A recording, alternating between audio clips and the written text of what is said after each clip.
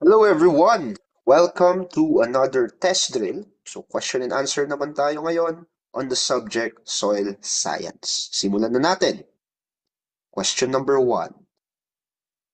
Which of these elements is available to plants in an ionic form? So alin kaya daw sa mga elements na to ang pwedeng i-absorb ng halaman in its anionic form? So ang tamang sagot dyan is phosphorus. Okay? P. Or letter C, phosphorus. Now the question is, ano ba kasi ang anionic form? Right? Now, in order for us to understand this concept, we need to distinguish between cations and anions. So in soil science, cations and anions refers to the charges of the nutrients in your soil. So this charge could either be positively charged or negatively charged. Okay? Yung mga positively charged nutrients natin, we call that as cations. Examples include calcium, magnesium, potassium, and iron. Now, itong mga cations sa ating soil, yan ay dumidikit mostly sa ating lupa. Especially kapag yung lupa natin ay mayaman sa organic matter and clay. Why? Since they are positively charged, ito kasing lupa natin that is high in organic matter and clay, negatively charged yung mga yan. So yung mga cations natin, naa-attract, dumidikit siya sa ating clay particles, sa ating organic matter, kaya nare-retain yung mga cations sa ating lupa. Whereas, ang mga anions, they are negatively charged. Okay? Negatively charged yung mga anions. So these anions, examples ng mga yan are phosphates, nitrate, and sulfates. They do not stick to your soil. So generally, free-flowing or free-moving sila doon sa lupa. The danger with anions is that they are very susceptible to leaching. So dahil hindi sila dumidikit sa clay particles or sa organic matter, mabilis silang maalis sa lupa kapag heavy yung rainfall or kapag nagdilig kayo. Now, ang phosphorus ay hindi yan directly available sa halaman as a phosphorus. Kailangan niya munang ma-convert sa phosphate, and kapag na-convert yan sa phosphate, nagiging anion siya bago magamit ng iyong halaman. Kaya, ang tamang sagot dito, the element that is available to your plants in anionic form would be your your phosphorus, because phosphorus cannot be directly utilized by your plant. Kailangan niya munang ma-convert into phosphate, and phosphate is an anion. Okay? Next question. Soil moisture regime characterized as saturated at least part of the time. So ano kayang tawag daw sa soil na to that is saturated by water? Kasi we're talking about soil moisture regime. Ang tamang sagot is aquic. Okay? So aquic ang tamang sagot. But before going into the details why aquic is the right answer, we need to understand and know what is soil moisture regime. Now, soil moisture regime describes the availability and movement of water within your soil profile. Now, itong mga regimes na to, they are key to understanding yung mga different plants na pwedeng itanim dun sa lupa na yon, kung ano yung behavior ng lupa in terms of waterlogging and drought. Now, tignan natin, ano ba yung 5 major types of soil moisture regime? Unahin natin yung tamang sagot. The aquic soil moisture regime. So, aquic soil moisture regimes, ito yung mga lupa that are saturated with water at least part of the time. So, ibig sabihin yan, nalulunod sila sa tubig. Now, this soil, ang isa sa mga karakteristik niya, dahil saturated nga siya ng tubig, wala gaanong oxygen sa lupa na to. Kasi nga, nalunod siya sa tubig. And we can see some features such as glaying and mottling. So, glaying means may pagka-gray or bluish color yung ating lupa. It is caused by reduced iron. And mottling means makikita natin yung spots or a different color indicating yung water levels or yung tubig na nag-saturate doon sa lupa. So yan ang isang aqueous soil moisture regime. The keyword here is that it is saturated with water, at least part of the time. Okay, nalunod siya sa tubig. Ano naman ang UDIC? Okay. Ang UDIC soil moisture regime naman, yan yung soil regime, yan yung soil na mostly they are moist. So hindi siya saturated ng tubig, hindi siya nalunod ng tubig, pero basa yung lupa na yan. So moist yung lupa na yan. Although, there is also a brief periods of dryness. So may mga period, may mga short duration kung saan nadadry din yung lupa na to. But typically, all throughout the year, moist yung lupa na to. So yung mga UDIC soils natin, they can be found in humid climates. So in areas kung saan precipitation or yung pag-ulan ay sapat, tapos hindi masyadong nauubos yung moisture sa atmosphere, kaya laging moist yung lupa, and basically consistent yung moisture sa ating UDIC soils. Okay?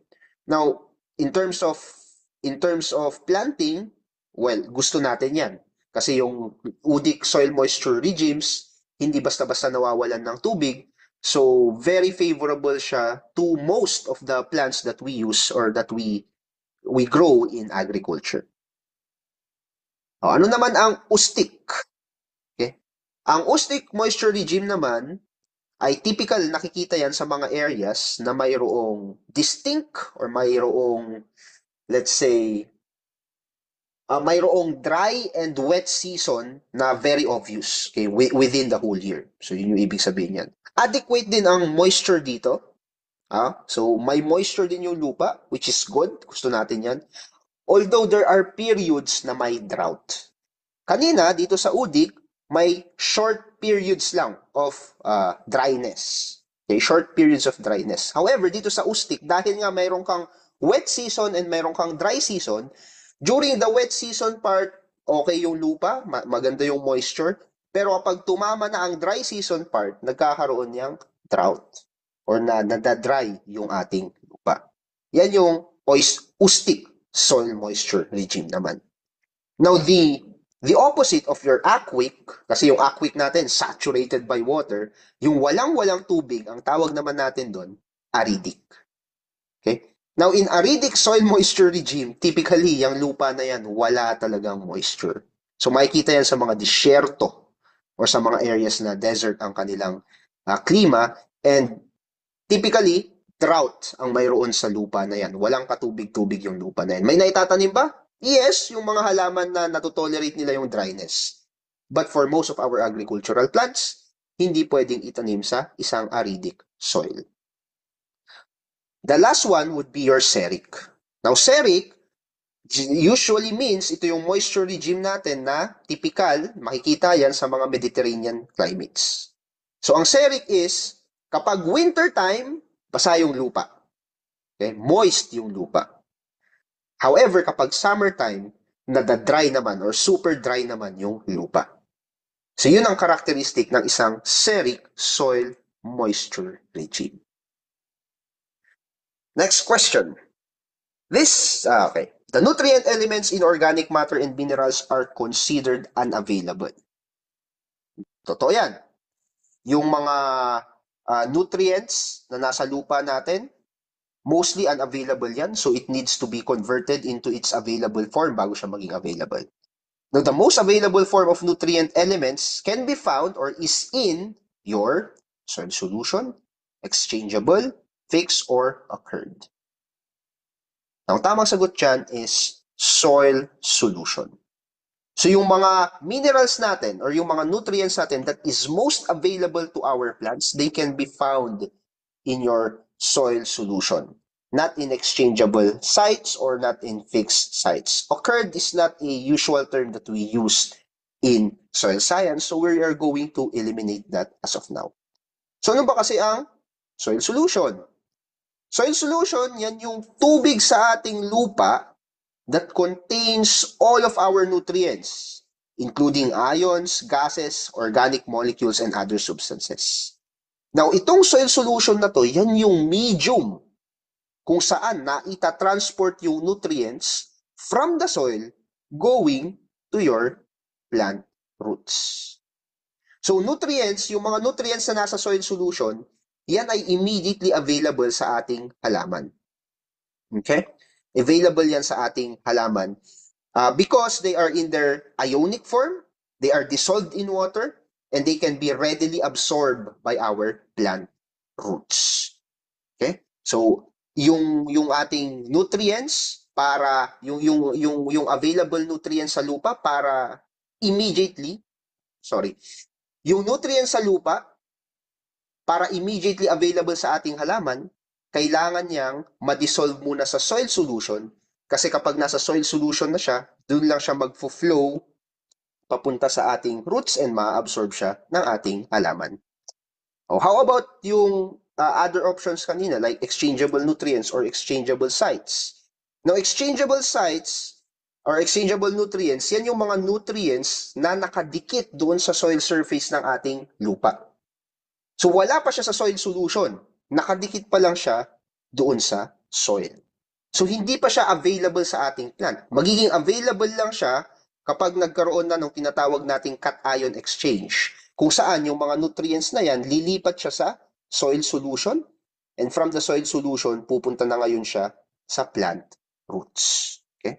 Now remember, exchangeable nutrients, pinapakita niyan yung capacity ng ating lupa to hold nutrients. But yung nutrients na hinuhold ng lupa natin doesn't necessarily translate to the nutrients that is readily available to your plants. Para maging readily available siya, kailangan yung mga nutrients na nasa lupa, yung mga exchangeable nutrients na to, ay mapunta muna or mapunta muna at maging part ng soil solution. Oh, how about fixed nutrients? Now, fixed nutrients, yan yung mga nutrients na hindi talaga available sa halaman mo kasi they are tightly sticking to your soil minerals.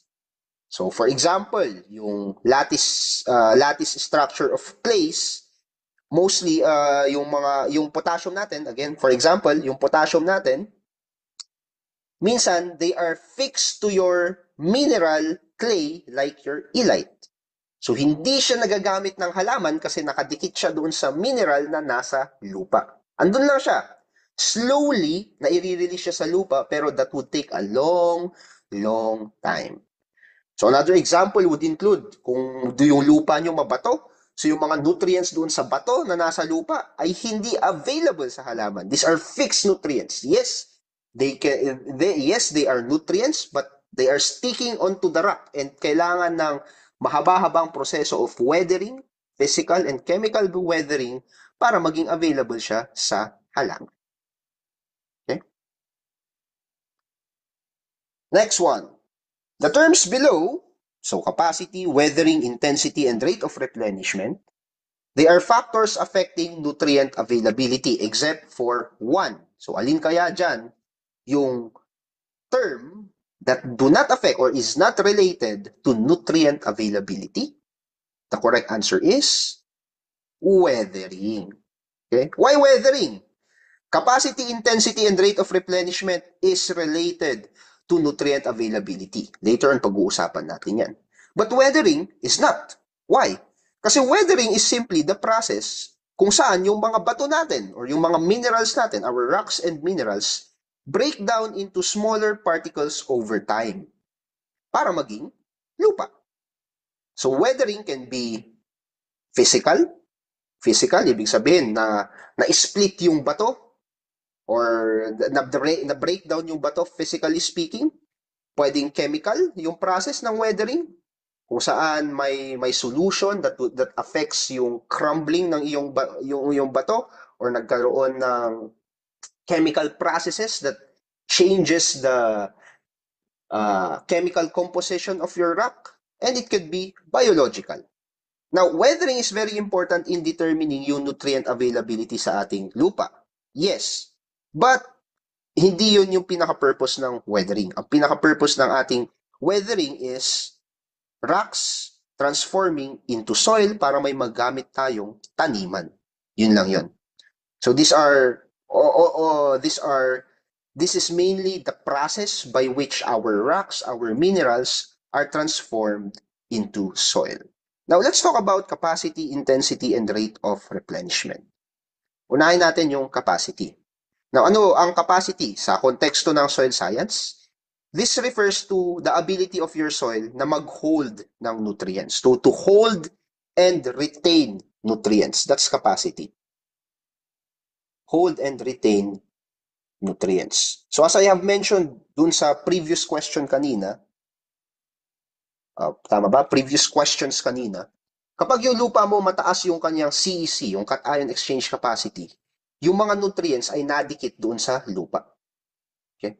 So kapag yung mga nutrients na nadikit doon sa lupa, mataas yung capacity ng lupa mo to hold and retain the nutrients.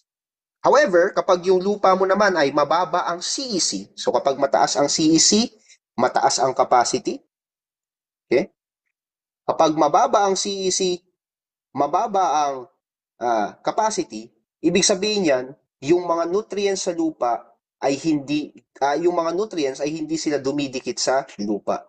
Kaya kapag may heavy rainfall or kapag nagdilig ka, easily nawawash away or nalileach away yung mga nutrients na yan. How about intensity? Now, intensity in soil science simply refers to how concentrated the nutrients are. So, mataas ba yung concentration or mababa? So, kapag yung lupa mo ay mataba, sinabi nila mataba yung lupa, ibig sabihin mayaman yan sa nutrients. So, mataas ang intensity in terms of its nutrient availability. Kapag hindi mataba yung lupa mo, ibig sabihin, hindi fertile, mababa ang intensity ng lupa.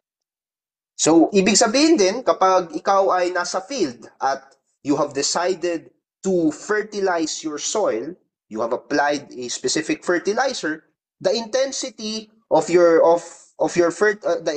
nutrient intensity of your soil becomes higher because you just applied the fertilizer.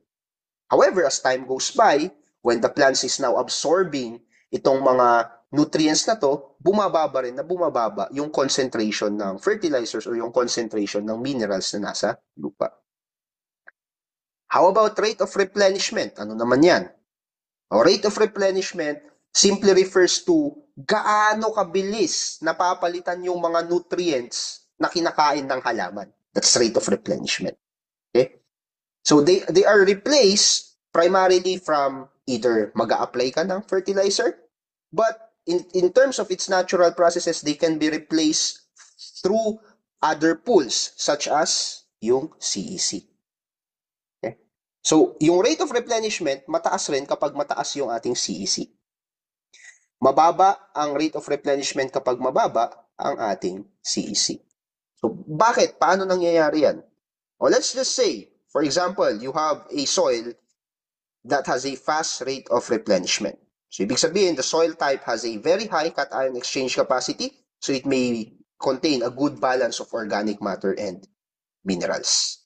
Let's say that this soil, tinaniman mo siya ng corn. So, mataas yung CEC ng soil na yan. Tinaniman mo siya ng corn. Corn yan, ha? Corn yan. Okay. Now, from time to time, itong corn na to, mag-a-absorb yan ng nutrients. Di ba? Pero dahil mataas ang CEC ng lupa mo, habang kumakain ng nutrients yung corn, dahil maraming nutrients yung nasa lupa, napapalitan agad yung mga nutrients na nasa lupa, pumupunta siya agad doon sa soil solution and nagiging available ulit sa iyong halaman. So, yan yung ibig sabihin ng isang lupa na mataas ang rate of replenishment. In contrast, kapag yung lupa mo, mababa yung CEC. Kapag mababa yung CEC at tinaniman mo yan, yung halaman mo kumakain ng nutrients dahil mababa yung CEC, wala na siyang ibang hindi na nauubos yung nutrients, at the same time, wala nang additional nutrients na pampalit doon sa kinakain niyang nutrient, Kaya yung halaman mo, more than likely, magiging mahina, mababa yung yield, and magiging mababa rin yung kanyang growth. So yan yung ibig sabihin and implication ng rate of replenishment. Siyempre, if we're talking about nutrients availability, gusto natin mataas yung capacity, the nutrients that is being stored or retained in your soil, mataas yung intensity, the concentration of your nutrients, and mabilis ang rate of replenishment. Okay? The rate at which your soil is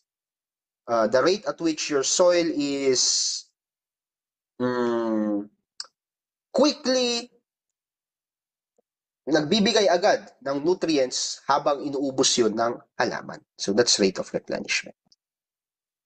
Last question, we will do a little bit of computation, which is easy lang naman, kaya mag-alala. So para kapag may nakita kayong ganito sa exam, hindi kayo ma-overwhelm. So sabi dito, the percent-based saturation of the soil with a CEC of 40 milliequivalents per 100 gram is 85%, 90%, 93%, or 92.5%. So ang tamang sagot dyan is 90%. Now, ano yung keyword dyan? Para malaman natin na, para alam natin, bakit 90% ang sagot? So, para malaman natin kung ba't 90% yung sagot, we need to understand ito. Ano ba yung percent-based saturation? Right? So, percent-based saturation simply refers to your basic cations. So, aalamin lang natin, alin ba sa table na to, sa mga elements na to, sa mga cations na to, ang basic. Diba? Kasi meron tayong basic, ibig sabihin alkaline, pinapataas niya yung pH level, and meron kang acidic, right? Pinapababa niya yung acidic yung pH level ng lupa. So among these cations, ang mga basic cations natin dyan is calcium, magnesium, potassium, and sodium. Okay? Yan. So yan yung apat na basic cations natin. Hydrogen and aluminum, yan po ay acidic. So hindi siya kasama sa equation. So kukunin lang natin yung percentage ng mga to and i-compare natin doon sa total CEC, which is 40 milliequivalent per 100 grams. So, i-compute natin. Ito lang yung basic cations natin. So, we have 20 plus 10 plus 2 plus 4 divided by 40 milliequivalent per 100 grams. So, ito ay milliequivalent per 100. So, 20 plus 10 plus 2 plus 4, that would be 20 plus 10 is 30, 32, 36. 36 milliequivalent per 100 grams. And we have now 40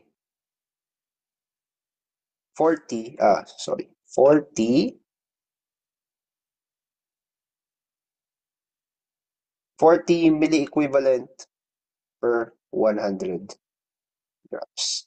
And since we're looking at the percentage base saturation, i-multiply natin yan sa 100%. Okay? So magka-cancel out yan. Ka-cancel out to. 36 over 40 is 0.9. 0.9 times 100%. So 0.9 yan. Times 100% is 90%. That is why the correct answer for this question, the percent-based saturation of the soil with a CEC of 40 milliequivalent per 100 grams is 90%. Okay? O paano kapag tinanong kayo, ano yung exchangeable sodium percentage? O, exchangeable sodium percentage. So, nandun na mismo sa tanong, yung sagot. Ang kukunin lang natin, if we're looking at the exchangeable sodium percentage, is the sodium. The CEC of your sodium. O, ano ba yung CEC ng sodium natin dyan? Yung CEC ng ating sodium ay ito, 4. Yan, this one. Ito yung sodium natin eh. So the percentage exchangeable sodium would be 4 milliequivalent over 100 grams divided by your total cation exchange capacity of 40 milliequivalent per 100 grams times 100%. Magka-cancel yan, magka-cancel to. 4 divided by 40 is 0.10. So 0.10 times 100%, 10%. Yan naman yung percentage exchangeable sodium. Now, paano niya ba na-compute yung 40 milliequivalent per 100 grams na CEC? Paano yan na-compute? Tingin nyo. Pinag-add lang niya yan. Okay? So, pinag-add lang niya to. Kasi ito, dinidefine na niya yung cation exchange capacity of the different minerals. So, if you add all of those things, then you will now come up with the cation exchange capacity. So, I hope naging valuable yung pakikinig nyo sa test drill na to. A test drill in soil science. Marami tayong kinover na topic, especially at mayroon tayong konting computation lang naman. I hope nakatulong to sa inyo. God bless sa inyong review. Thank you.